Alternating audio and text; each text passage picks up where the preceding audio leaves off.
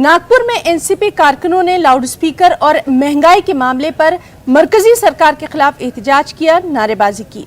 एहतजाजियों का कहना था कि महंगाई आसमान पर है, लेकिन बीजेपी सरकार को अवाम की कोई फिक्र नहीं है। गरीबों पर महंगाई की दोहरी मार पड़ रही है।